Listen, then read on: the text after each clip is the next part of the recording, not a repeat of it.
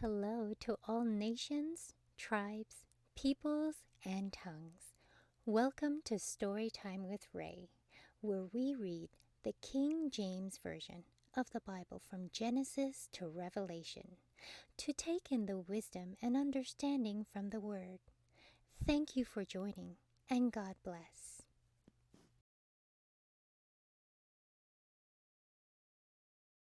Exodus chapter 2. And there went a man of the house of Levi, and took to wife a daughter of Levi. And the woman conceived and bare a son.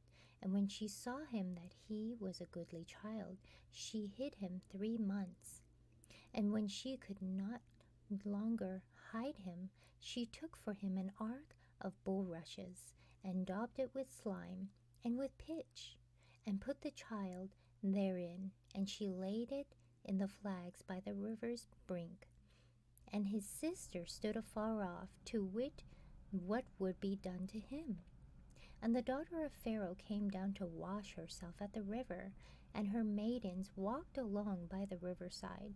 And when she saw the ark among the flags, she sent her maid to fetch it.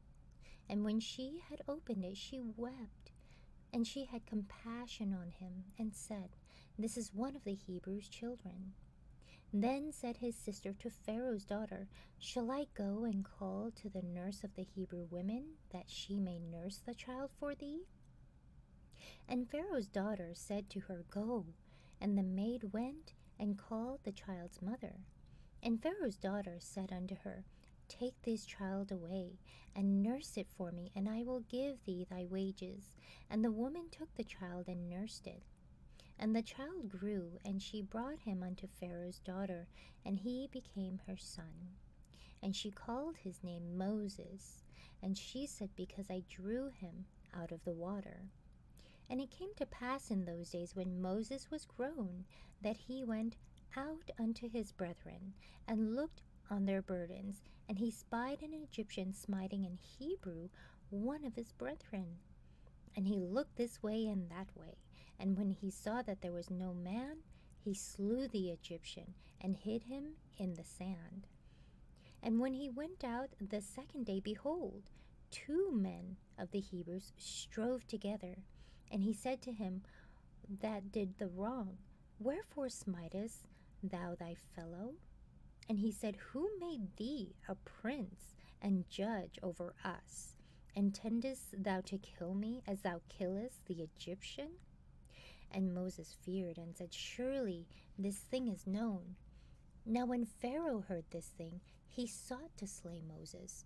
But Moses fled from the face of Pharaoh, and dwelt in the land of Midian, and he sat down by a well. Now the priest of Midian had 7 daughters, and they came and drew water, and filled the troughs to water their father's flock. And the shepherds came and drove them away. But Moses stood up and helped them, and watered their flock. And when they came to rule their father, he said, "How is it that you are come so soon today?" And they said, "An Egyptian delivered us out of the hand of the shepherds, and also drew water enough for us, and watered the flock." And he said unto his daughters, "And where is he? Why is it that ye have left the man? Call him, that he may eat bread." And Moses was content to dwell with the man, and he gave Moses Ziporah his daughter. And she bare him a son, and he called his name Gershom, for he said, "I have been a stranger in a strange land."